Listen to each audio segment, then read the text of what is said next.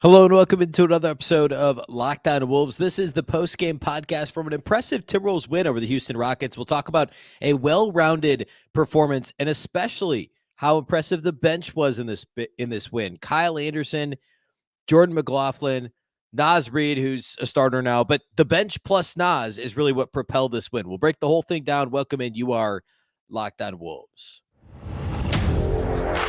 You are Locked On Timberwolves, your daily Minnesota Timberwolves podcast. Part of the Locked On Podcast Network. Your team every day.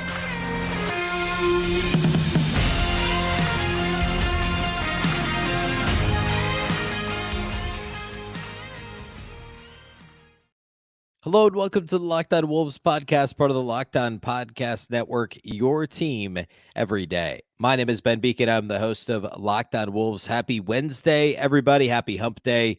And it's a victory Wednesday after an impressive Wolves win over the Rockets on Tuesday night. This is the post-game pod. Lots to break down here today. Just across the board, awesome bench performances for the Wolves, plus some big Naz Reid moments. Lots, like I said, lots to get to. So that's what we'll do today. A fun win for the Wolves. Off the top, a big thank you for making Locked On Wolves your first listen every day. Of course, this show is free and available everywhere. That includes YouTube as well as all of your favorite audio platforms. Wherever you like to listen to podcasts, you can find Locked On Wolves. You can also watch on the Locked On Sports Minnesota app on both Roku and Amazon Fire TV. And you can follow on X at Locked On T-Wolves and also at Beecken with two B's, two E's, CK. Yeah, the Wolves play again tonight. If you missed the postcast last night, this is your reminder. We do live postcasts on the Locked On Sports Minnesota YouTube channel after every single Wolves game. That postcast also goes out on this audio feed. So the episode before the one you're listening to right now is the postcast for Wolves Rockets with Luke Inman and Jack Borman, the editor-in-chief of Canis Supus. Tonight after Wolves Raptors, they'll go live again. So be sure to check that out on the Locked On Sports Minnesota YouTube channel. Or again, if you can't do it live after the game, catch the audio right here on Locked On Wolves. All right. So this was an important game for Minnesota. I don't want to call it a big game. I don't oversell it, but I think it was important after a really disappointing loss to the Bulls. The Wolves couldn't necessarily afford to lose another game at home. They've got a worse home record by a couple of games than the other two top seeds in the West, two of the top three in Denver and OKC. So it was important for the Wolves to show up in this game. And they did. It just took them a little while to do it. Similar to the starts of recent games the Wolves have had, it was just a sluggish first quarter. Minnesota scored just 16 points in the first quarter. The defense was okay, but the transition defense, the offense was sloppy. There were turnovers, and the transition defense was horrible once again. A second straight game, the Wolves gave up 20-plus fast break points. We'll talk a little bit to an opponent. Talk a little bit more about that here in a little bit. But Minnesota was down 7 going to the second quarter.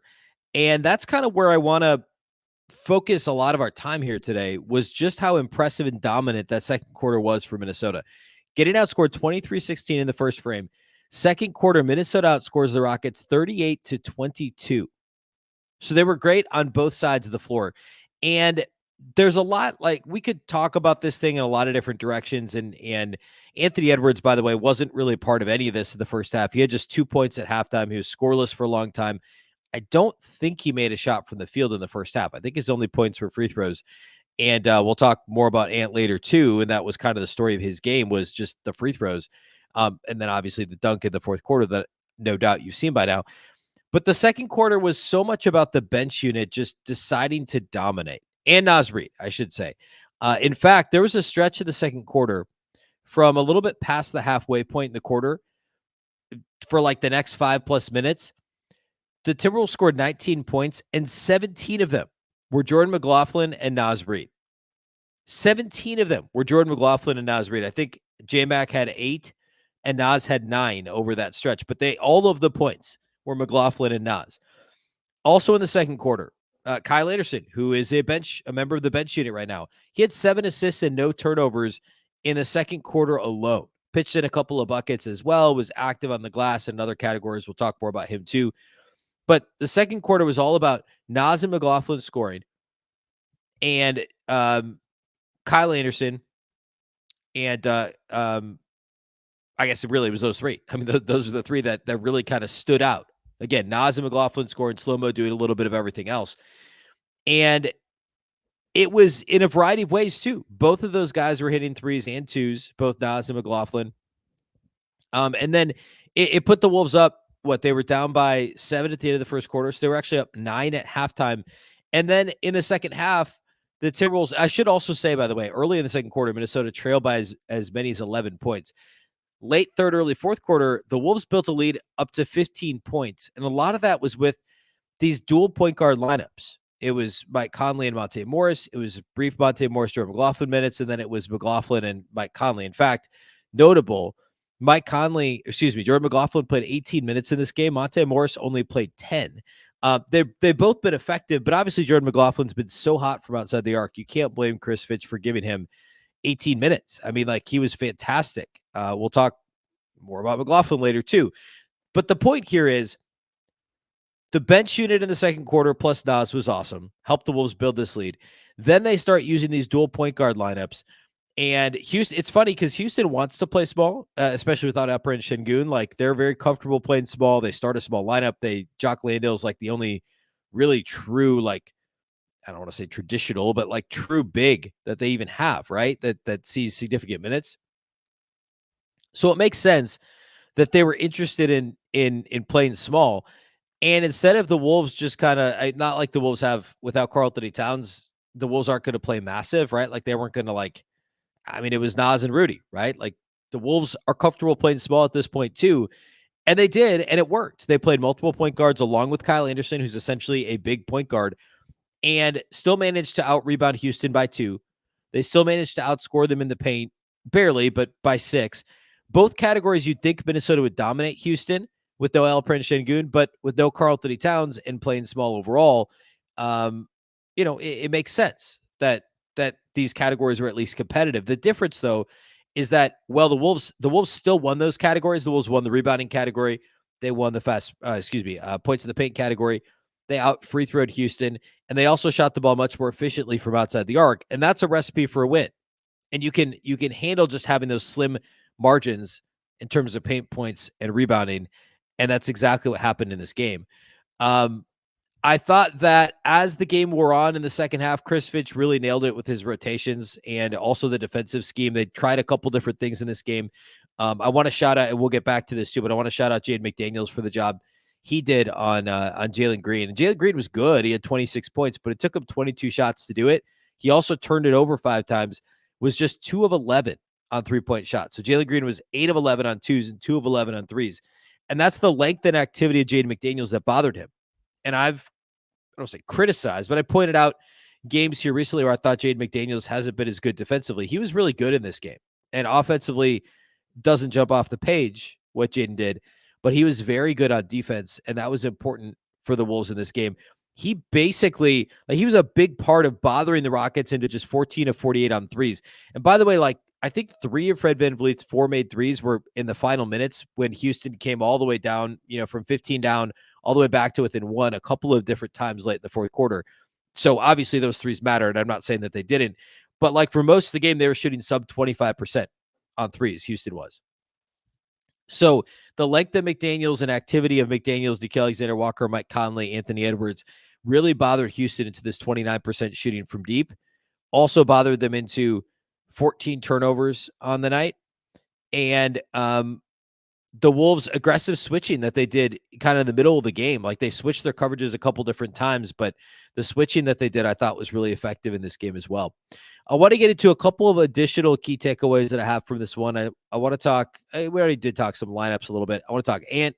I want to talk about the concerns I have coming out of this game for Minnesota. We'll look at a couple other box score things, and then we'll close, as we always do, with individual studs and duds. It's all coming up here next. Today's episode of Locked On Wolves is brought to us by our friends over at eBay Motors. Passion, drive, and patience. The formula for winning championships is also what keeps your ride or die alive. eBay Motors has everything you need to maintain your vehicle and level it up to peak performance. Superchargers, roof racks, exhaust kits, LED headlights, and more. Whether it's speed, power, or style, eBay Motors has you covered. With over 122 million parts for your number one ride or die, you'll always find exactly what you're looking for. And with the eBay Guaranteed Fit, your part is guaranteed to fit your ride every time or your money back. Because with eBay Motors, you're burning rubber, not cash. With all the parts you need at the prices you want, it's easy to make your car the MVP and bring home huge wins. Keep your ride or die alive at ebaymotors.com. Eligible items only. Exclusions apply. eBay guaranteed fit. Only available to U.S. customers. Do you watch Fox Sports or ESPN on your TV all day long? And if so, certainly you have to turn down the volume with all the shouting. However, now you can make the switch to Locked On Sports Today, a free 24/7 sports streaming channel programmed for you every day to bring you the biggest stories without all the screaming. Locked On Sports Today brings you can't miss analysis, opinions, and news, streaming 24/7 on the YouTube or on YouTube, not the YouTube, streaming 24/7 on YouTube or the free Amazon Fire TV channels app, part of the Locked On Podcast Network, your team every day. All right. So we talked about rotations. We talked about multiple point guard lineups. We talked about Kyle Anderson being able to play actually, I didn't specifically talk about this, but along with playing multiple point guards, a lot of these lineups included Nick Alexander-Walker or Jaden McDaniels. That allows Kyle Anderson to play the four. Effectively or literally just play the four, which he's so much more comfortable doing. And it was one of my concerns coming into the season was with the money given to Naz and a full season of Rudy and Kat, hopefully, and they ended up playing close to a full season together, both in the starting lineup. Kyle Anderson had to play the three. And remember, in Memphis, he played almost exclusively the four and at times small ball five toward the end of his career in Memphis. And he spent almost exclusively his minutes at the four last year for Minnesota. And sure enough, he was pretty uncomfortable at the three for the first part of the season. There were some other factors at play. Obviously, he shot the three much better last year, and his confidence completely went away there. And then there was also all the trade rumor stuff that was floating around. Not that there was anything tangible, but everyone talked about Slow-Mo being traded, and it's a bit of a vicious cycle where he thinks about it. He plays worse. Player, fans, people on the internet want him to be traded more. He hears the clamoring for him to be traded even more because there's more talk about it because he's struggling. That sort of thing happened for Slow-Mo. Now he's back to playing significant minutes at the four, and he's just more comfortable doing that. Essentially a point power forward in a way. And he scored in this game too. Kyle Anderson, in his own unique way, he had 13 points. I think 4 of them were in the second, and most of the rest of them were in the third quarter. And we'll talk more about him in studs and duds. But he was really good and was a big part of those small lineups because if he doesn't play well in those small lineups, if he's not playing well, not hitting shots, etc., it won't work. But he would rebound the basketball well enough and did enough other things, not necessarily shooting from deep, although he did hit a three in this game. He did enough other things well that it was a palatable lineup for Chris Finch to have out there. One of the problems early in this game was fast break points for Houston, and ultimately it was a problem for the game. Houston ended up with you could look at it either way. Houston had 22 fast break points. They also scored 27 points off of Minnesota turnovers. Now, there's obviously a lot of overlap there, right? Like a lot of these fast break points are coming because of turnovers. So the Wolves gave up 27 points off of turnovers, off of 18 team turnovers. So first of all, turnovers are way too high. I just talked on Tuesday's show, about how the turnover rate as a team has gone way down. The Wolves were actually coming into this game top 5 in the league over their last 12 games, with the marker of when Karl-Anthony Towns was out with the meniscus injury. The 12 games since, the Wolves are 8-4. They were 4th best in the league in turnover rate. Now, it wasn't pretty the other day against Chicago. It wasn't pretty in this game turnover-wise for Minnesota either. 18 team turnovers leading to 27 Rockets points. 2 straight games, Minnesota's given up 20 or more points off or more than 20 points, I should say, off turnovers to an opponent. That continues to be a problem. The transition defense that was so good early in the season for Minnesota, and of course last year was terrible, so good early in the season, it struggled the last couple times out. And I don't know that that's anything more than it being fluky. There's other factors at play, right? It's not simply now all of a sudden they're bad again. It's just something to keep an eye on. Timberwolves cannot have a transition defense that shoddy as we move into the playoffs. The last key takeaway before we get to individual studs and duds is the bench performance overall. And of course, we'll talk more about some of these individual players. But as a bench, the Timberwolves bench shot 14 of 21 from the bench, which is nuts. 14 to 21, that's 67% from outside the arc. Kyle Anderson was 6 of 8. Jordan McLaughlin was 4 of 7. Nickeil Alexander-Walker was 3 of 3, and Monte Morris was 1 of 3. So, what I say, 14 of 21 overall, and 5 of 8 from outside the arc for the bench unit. Also, combining the bench unit's assisted turnovers, 17 assists to 3 turnovers for the Timberwolves bench. That's insane. I'll repeat that. 17 assists to 3 turnovers, 14 of 21 shooting, and 5 of 8 on three-pointers for the Timberwolves bench. Really, really strong numbers.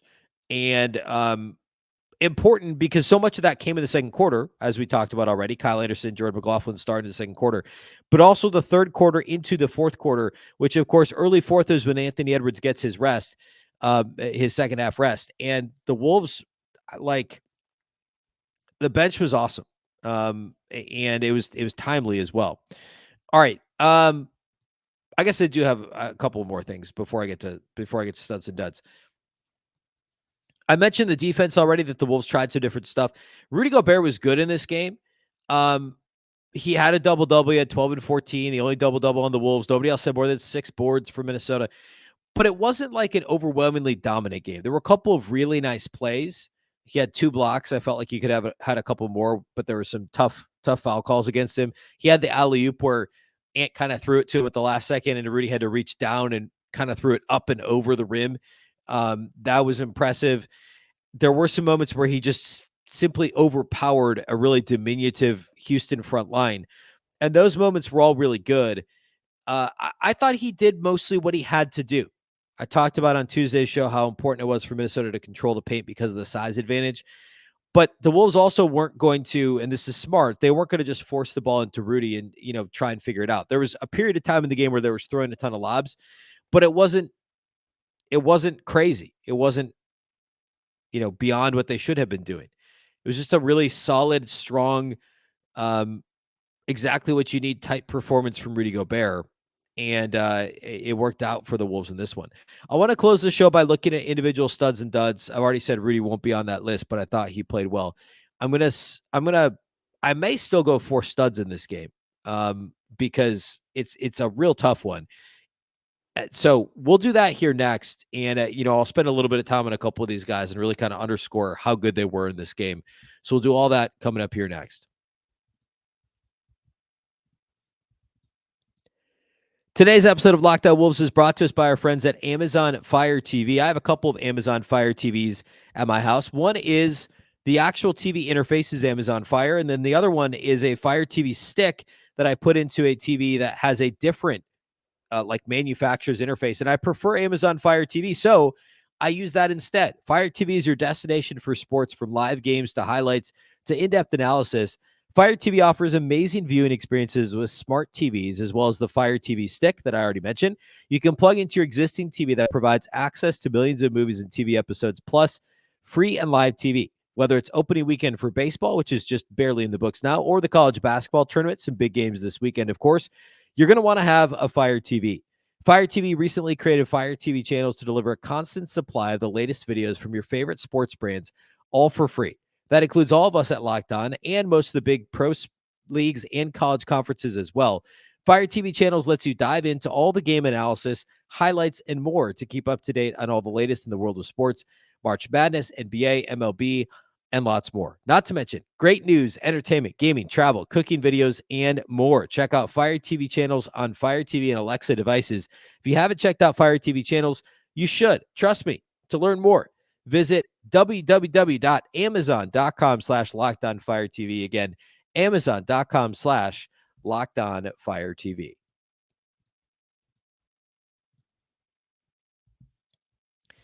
All right, individual studs and duds from this one for Minnesota.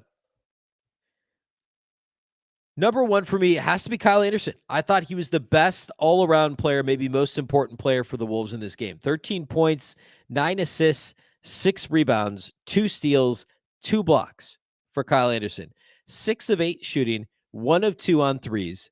And he almost, actually, this was the buzzer of the first quarter. Slow-mo got a pass from Monte Morris in the right slot and actually swished a deep 3, like not a corner 3, a deep 3 from the wing. But it was like 0.2 of a second after the buzzer because of his slow release, like a normal NBA player's release. Shot would have been off in time, but it took him so long to load it that the shot didn't count. So he was almost 2 of 3 from outside the arc. So it's hard to do much better than a 13-9, 6, 2, and 2 line. So 4 stocks together, 2 steals and 2 blocks, 9 assists to just 2 turnovers, 6 rebounds, which tied for second on the team. And we already talked a lot about overall what he brought to the table. I talked about his 7 assists in the second quarter to 0 turnovers. 3 of his 6 rebounds and 3 of his 4 stocks came in the second quarter as well. So, extremely well-rounded game for Kyle Anderson, and he continues to do exactly what the Wolves need him to do if they're going to hang on to a top 2 spot in the West.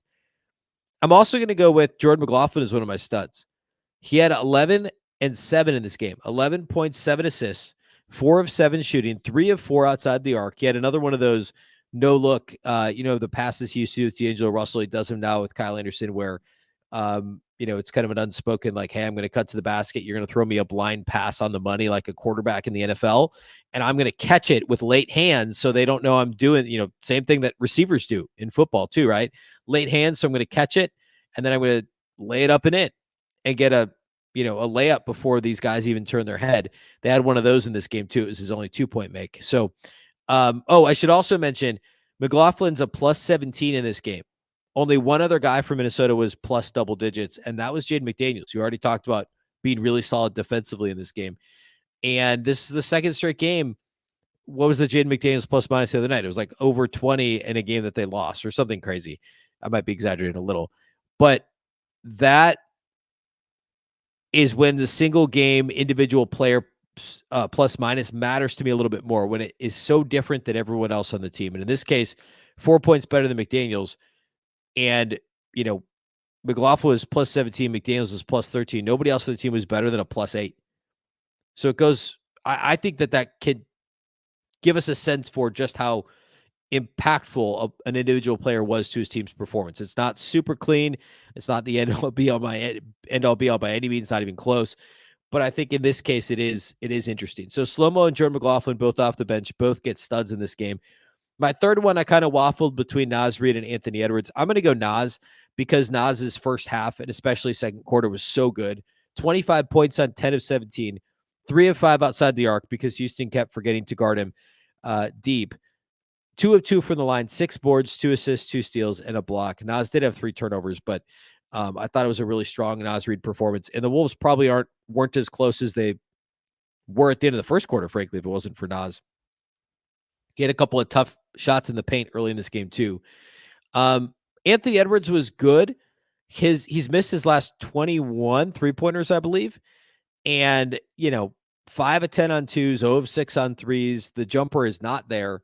Hit a couple of mid-range against the Bulls. I'm not even sure he hit any shots outside the paint at all in this game. I don't think he did. He only made 5 2s, period. I'm actually going to pull it up real quick, but he only made 5 2s, period. So I don't think he made, he didn't make any shots outside the paint. So he was 0 of 6 on 3s. He missed all 3 of his non-paint 2s as well. So he was 0 of 9 outside the paint was Anthony Edwards. And 5 of 7 inside the paint. He was also a perfect 11 of 11 at the free throw line, which was good to see because he's had some struggles there, relatively speaking, but some struggles there here of late. 5 boards, 3 assists, 2 steals, 3 turnovers for Ant. But those 21 points on 16 shots, so much damage done at the free throw line for Anthony Edwards. I thought it was a good all-around performance. No duds in this game. Monte Morris was quiet, but fine. Jay McDaniels was great defensively. Conley was good too, 14, 6, and 3 steals in this game. He did have uncharacteristically 4 turnovers for Mike Conley, but a good performance nonetheless. So no duds for me. No duds. My studs are Naz, Kyle Anderson, Jordan McLaughlin in no particular order. And we talked already about the bench, like Alexander Walker was good. Ant was good as obviously a starter. Conley was good. We talked about Gobert. Just a really fun game. For being down 7 at the end of the first quarter, looking not completely lifeless, but a little bit lifeless, if that's a thing. The Wolves really flipped this game on its head in the second quarter and were really impressive from that point forward in this game. All right, the Wolves are back at it again tonight against the Toronto Raptors. Of course, we haven't seen Toronto since the first game of the season when the Wolves lost in Toronto by, I don't know, both teams were in the 90s. It was like 97, 94 or something like that. Now, well, Houston had won, 10 straight before losing to Dallas last time out. Toronto's now lost 14 games in a row after losing to the Lakers by 17 points on Tuesday night. So Toronto's also on the second night of a back-to-back, traveling into Minnesota. It is a game the Wolves should absolutely win. There's no question about it. It still makes me a little nervous in terms of it being a trap game for Minnesota because, the Houston game was a little bit hard fought. It's a team that's fighting for their playoff lives. And then after the Raptors game, the Wolves go to Phoenix where they got crushed. The Wolves got crushed in Phoenix back in November. And obviously Phoenix is fighting for playoff seeding as well. So hopefully the Wolves can lock into this Raptors game and not get caught up in how easy is not the right word, but how winnable of a game it really is when, for, again, a team that's lost 14 straight games, Toronto has. They've lost 14 straight. They're not actually that bad. They've lost some tough close ones, but it's absolutely a game that the Wolves should win. The line for this one is Wolves by 15.5 at home against Toronto, which is such an aggressive line. You very rarely are going to see NBA lines that high, like north of 15 points. So I would tread carefully with that. Remember, the line before Wolves Rockets was 8.5. And I said, I thought it was a little high. The Wolves ended up winning by 7. Okay. So we'll see with this one. I feel the same way. I think the Wolves win and probably win easily, but 15.5 is a lot of points. This feels like a 9 to 11 point win for Minnesota. And I mean, we'll see. I should also say, through play on Tuesday, the Timberwolves are tied for second in the Western Conference with the tiebreaker over OKC. So if the season ended today, the Wolves would get the 2 seed and would play the winner of the play-in, I guess. Not technically. They would play the winner of the play-in. So Kings, Suns, Lakers, Warriors would be the 4 teams in the play-in. Denver won a tough game against San Antonio. A shorthanded OKC team lost to a Joel Embiid, not less full. I don't know. Joel Embiid's return for Philly, and they held on to beat OKC in Philly. So, again, the Wolves are half game behind Denver, tied in the loss column, 1 game back in the win column, so half game back, tied with OKC, but they currently have the tiebreaker over both Denver and OKC this season. So, all that to say, standings are obviously a hot button issue at this time of year. We talked about the Raptors game Wednesday, then looking ahead to Phoenix on Friday night, and then Sunday night, LA. So we're on a every other day rhythm here for about the next week or so for the Wolves. All right, a reminder about the postcast, which you'll be able to see live on Locked On Sports Minnesota on YouTube immediately following Wolves Raptors on Wednesday night. So around 10 p.m. Central, Luke and Jack will go live, or maybe it's Luke and Tyler. I'm not sure. One of the guys from K to Supus will be live with Luke Inman on Wednesday night. Also, the Minnesota basketball party. The next audio or the next episode in your audio feed on Locked On Wolves will be the basketball party on Wednesday. I will not be on the show this week, but we'll have Ron Johnson for the Ron Johnson Show, Jack Borman from Canis Hoopus, and Reggie Wilson from Care 11 joining Sam Ekstrom. So tune into that every Wednesday on Locked On Sports Minnesota on YouTube and right here on your audio feed on Locked On Wolves. That's all we have for you today. Big thank you for making Locked On Wolves your first listen every day. Of course, this show is free and available everywhere, including YouTube, as well as all of your favorite audio platforms. You can also watch on the Locked On Sports Minnesota app on both Roku and Amazon Fire TV. And you can follow on X at Locked On T-Wolves and also at Beecken with 2 B's, 2 E's, CKEN. Reminder that Locked On has launched the first ever national sports 24/7 streaming channel on YouTube. It's also available on Amazon Fire TV and the free Fire TV channels app. Locked On Sports Today is here for you 24/7, covering the top sports stories of the day with the local experts of Locked On, plus our national shows covering every league. Find Locked On Sports Today now available in the free Fire TV channels app. Once again, I'm Ben Beecken. This is the Locked On Wolves podcast. And by the way, the Locked On Wolves podcast is, of course, part of the Locked On Podcast Network, your local experts on all the biggest stories. Again, I'm Ben Beecken. This is the Locked On Wolves podcast. We'll catch you next time. Tune in for the postcast tonight, and we'll see you tomorrow for the post-game pod here on Locked On Wolves.